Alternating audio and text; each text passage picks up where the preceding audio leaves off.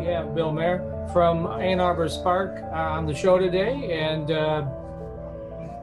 excuse me, your title I think was what Entrepreneurial Program Director, but I know I got it wrong, so give us the right title. Sure. Excuse me.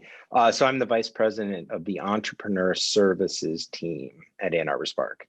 Okay, then that would make sense. Why don't you kind of define what your responsibilities are just real quick?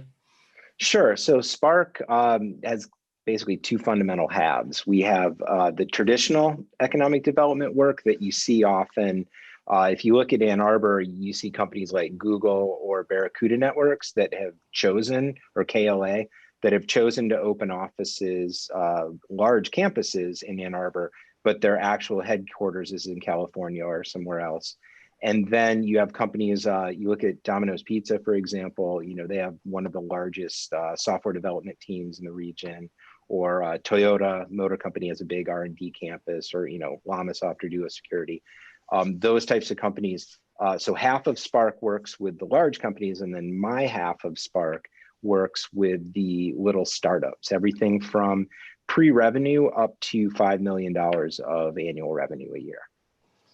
As an entrepreneur, I wouldn't consider $5 million a startup, but hey, what the heck? I guess that's a good definition. Yeah, we do look for companies. Yeah, we do look for high growth companies that could, break the $10 million of revenue threshold. Sure, that would be nice. Let's talk a little bit more about the Ann Arbor ecosystem. Of course, you got the University of Michigan here, which is the big driver. I mean, I worked in Silicon Valley, and Stanford played a similar role out there. Doing a lot of the basic research, and then eventually getting into the tech transfer aspect of it, where they're actually commercializing. And Michigan has the same relationship, and I know you work really closely with them, right? We do, absolutely. Yeah, the three main ways that we see new companies be created is exactly what you just described: faculty members and researchers at the university having some sort of invention, and then licensing it out of the university to start up a new company. We also have students that launch companies, and then we have our private sector people that launch companies. All right, and then let's talk a little bit about the SPARK program itself.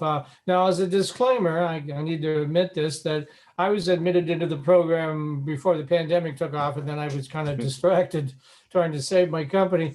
So now I finally circled back around to starting to work with Bill again. So I wanted to make sure folks, and as we progress, maybe I'll do some stories about how that's all worked out. But short of it, your area is working with guys or women like me. And so what specifically can you guys bring to the table? Well, the first thing, I'm an advocate, not just in my job, but, personally. I grew up in Ann Arbor, left, and then came back. And I've had, entrepreneurship as part of my entire career. And so if you look at Ann Arbor as a place to launch a tech-focused startup company, it's going to be hard to find another place in the country that is better than what you can find in Ann Arbor. And we refer to the ecosystem for entrepreneurship. So SPARK is part of that, but we have, a lot of different players and a lot of different entities and great people that make up the ecosystem. And just to give you a sense of the scope, or the scale of that ecosystem, every year we provide SPARK provides intense services to over 200 tech-focused startups. We see in any given year in excess of 50 brand new companies launched every year. And that's really the sort of most leading indicator in terms of, do we have a pipeline that could result in the next Duo Security or the next Lamasoft? That's where we're trying to go with this. And then we also watch the capital markets. So if you look at Ann Arbor, we have more venture capital raised here than anywhere else in the state. We had over 200 million raised in the last year. So that access to growth capital is really important, because if the companies can't find it here, they'll go where they can find it. Silicon Valley, great example. We used to have a problem, 10 plus years ago, with companies having their investors tell them, look, you need to move this company to California if we're going to invest. You don't see that anymore. I heard an article this morning about, with the wildfires and the insurance on housing going up, and the cost of housing and all that, they're saying, you know what, leave your company in the Midwest. It's more efficient, good talent, cheaper to run, all that. And, we look at our companies downtown employing over 2,000 people at any given time and adding anywhere between 150 to 400 or 500 new jobs every year. So it's really a driver of economic vitality in downtown Ann Arbor. And so with that momentum that the ecosystem creates, Spark has programs, and I'll talk about those, but we're really sort of amplifying a really good situation versus trying to create something out of nothing. So All right. Go ahead. Oh, so Spark, like I said, we're an economic development organization. So we're not the same as some things like you might have heard of Y Combinator, an accelerator, or some of these privately run organizations. We actually have funding that we make available to anyone that's in our region if they meet a couple key criteria. If they're commercializing a technology or an innovation, if it's actually a product, just hard service offerings we can't work with those. They don't achieve the scale we're looking for of that 10 million. And then based in the local region, and we're looking for a strong team.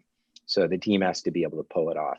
And if you meet those criteria, then we can do things like, for example, we run an entrepreneurs boot camp twice a year, where you get a whole teaching team to put you through the rigors of customer discovery and kind of doing the fundamental validation work that every entrepreneur wants to do before they start putting money into a product.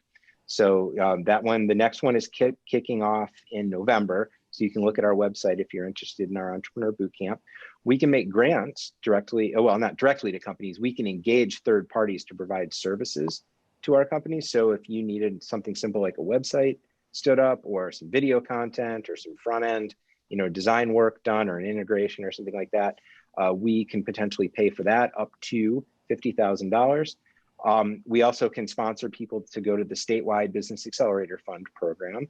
We can match interns. So if you're going to take an intern on for a summer, we can pay for half of it. We do specialized programs, like in conjunction with Eastern Michigan University, there's a faculty team that oversees budding young marketing students that want to become marketing professionals and work with startups. So we have a whole summer program that trains them on the job as they learn the skills they need to be employable. We do something very similar with, if you're familiar with the term XR, which is really virtual reality and augmented reality and everything else. So it teaches XR developers the ropes of working in that space. And then we also have a talent program that we call our Entrepreneur in Residence program. It's really designed to look at, pick somebody who's successfully spun out of a company. I tell you what, the day Doug Song or John Oberheide decides they've, done what they could at Duo and comes out onto the market, I will respectfully ask them if they would be willing to become an EIR with Spark and help the next generation of early stage companies, sort of impart their wisdom and learnings and how they raise capital and how they scale their operation. So, that's just some of what we can do to actually, move our companies forward and give them real help.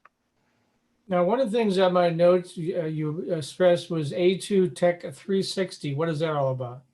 All right. So I'll take responsibility. Originally, this was my bonehead idea, but the thing that drove it was, you're sitting in Liberty Park or on the Diag in downtown Ann Arbor, and you look around and you've heard that there's startup activity, but what does that really mean?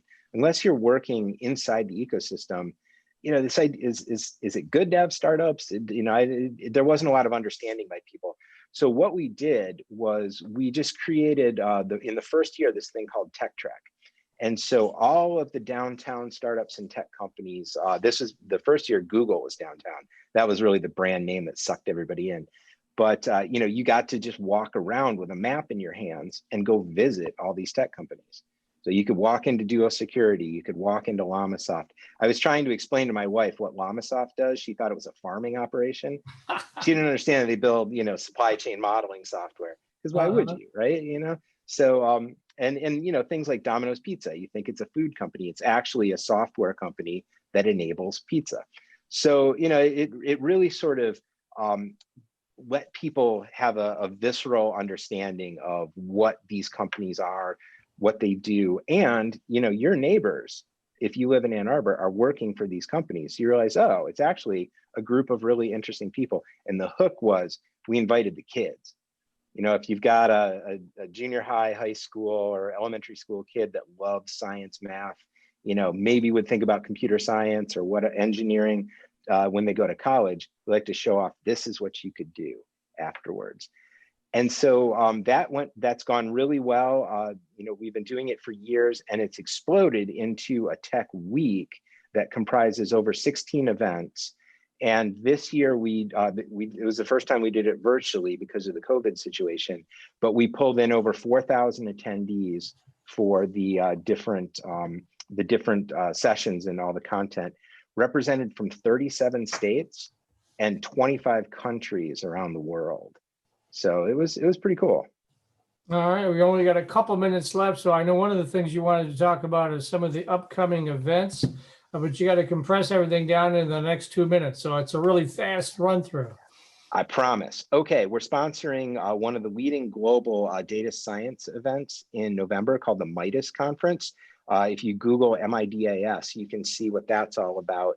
We're sponsoring a panel on employment in the data science field for students, or if you're just a data junkie, it's really interesting. The Tuesday before Thanksgiving, we're doing a thing called the Tech Homecoming.